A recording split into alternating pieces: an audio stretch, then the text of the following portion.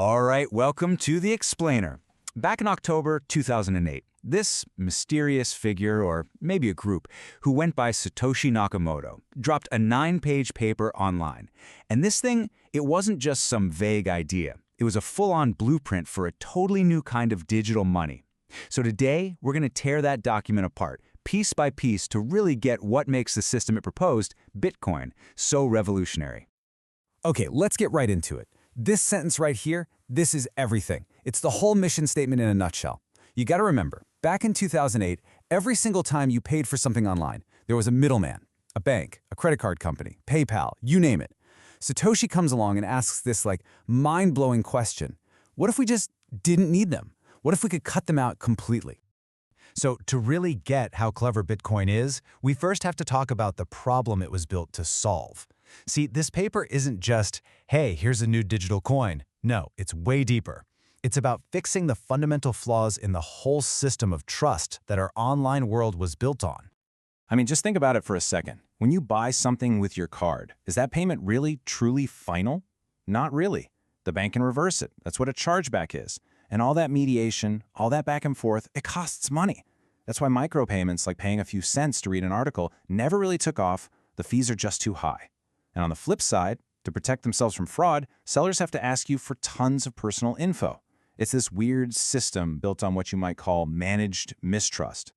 And this is the big question, the game-changing question. Satoshi asks, what if we could just stop trusting companies and start trusting math? Imagine a system where reversing a payment is just so ridiculously hard from a computing standpoint that it's practically impossible. That protects sellers from fraud. And buyers? They're protected by pure, unchangeable code. It's a huge shift, right? From trusting people to trusting proof. So, okay, that sounds great in theory, but how do you actually build it? A system based on pure math? Well, the paper lays out this surprisingly simple and elegant blueprint. Let's break down the core pieces, and we're going to start with the very definition of a coin itself, because it's not what you think. Right, so in this new system, a coin isn't like a file you can just copy and paste, like an MP3. Forget that. It's more like a public ledger, a history book for that one specific coin. It shows every single time it's changed hands. And how do you pass it on? Well, each owner uses their own secret digital key to sign it over to the next person. That signature is mathematical proof that they and only they approve the transfer. And what you end up with is this unbreakable, verifiable chain of who owned what and when. So let's say you're about to get paid. You're owner 2. You can literally look back at the chain and, using math, check the signature from owner 1 and the signature from owner 0 before that. You can prove the entire history of that coin. It's airtight. But, and this is a huge but, this setup creates a massive, glaring problem. And here it is, the multi-trillion-dollar question, the infamous double spending problem. What stops owner 1 from being a jerk? They could sign the coin over to you, owner 2, and then, a second later, sign that exact same coin over to owner 3, with no bank in the middle to say, hey, wait a minute, how on earth would you, or owner 3, know who actually owns the coin now? The solution, as proposed in the paper, is, well, it's radical transparency. To do the job of a bank without a bank, the network needs 2 key things. First, every single transaction has to be shouted from the rooftops, basically announced to the entire network. And second, and this is the really tricky part, everyone has to agree on a single official history of events, a single timeline of who paid whom and in what order. Okay, so the first piece of this puzzle is something the paper calls a timestamp server. The best way to think about it is like a digital notary public. It scoops up a bunch of recent transactions into a block, and then it creates this unique digital fingerprint for that entire block. That's called a hash. Then it stamps it with the time. But here's the magic trick. Each new block that gets notarized also includes the fingerprint of the block that came right before it. So they're all linked together, one after the other, in a chain. And there you have it, a blockchain. But hold on a second. Who runs this timestamp server, right? If it's just one company, we're back to square one. We're just trusting another middleman. And this is where the paper pulls a rabbit out of the hat. This is the most brilliant, most famous innovation of the whole thing, a way for everyone to run the timestamp server together, peer-to-peer. So instead of one boss deciding what the official record is, the network holds a giant lottery, a competition. This competition is called proof of work, and it's basically a really, really hard math puzzle. The key is, it's incredibly difficult to solve, but once someone finds the answer, it's super easy for everyone else to check if they're right. And the prize? The first person to solve it gets to propose the next block of transactions for the official chain. And this proof of work idea is genius because it also solves another huge problem. How do you vote in a network where anyone can create a million fake identities? You can't do one person, one vote. So Satoshi's idea was one CPU, one vote. Your vote, your say in the network, isn't based on who you are, it's based on how much raw computing power you're willing to contribute. The majority isn't a show of hands, it's the chain that has the most work, the most CPU power poured into it.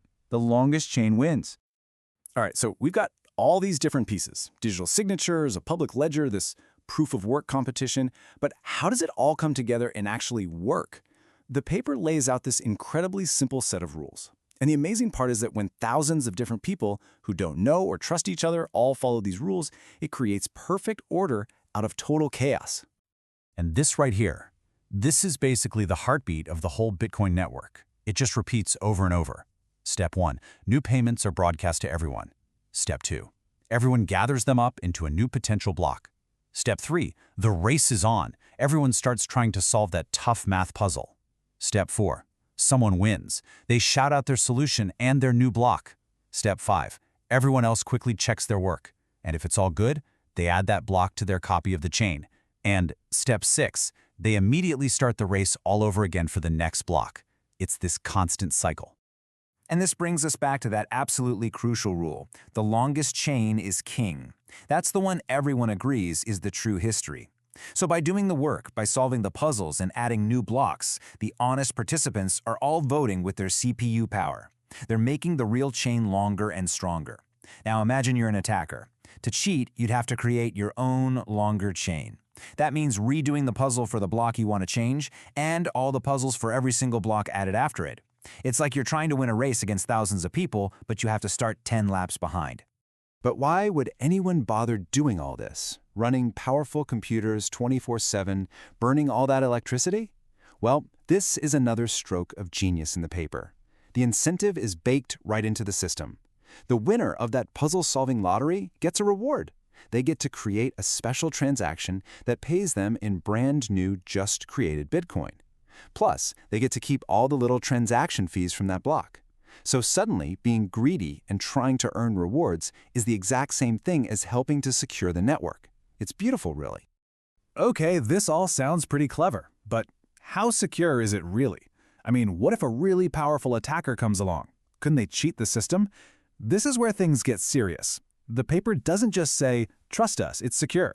It lays out the cold, hard math to prove it. So let's paint a picture. We've got an attacker. Now, they can't just create money out of thin air, the rules of the rules. But what they can try to do is reverse a payment they already made.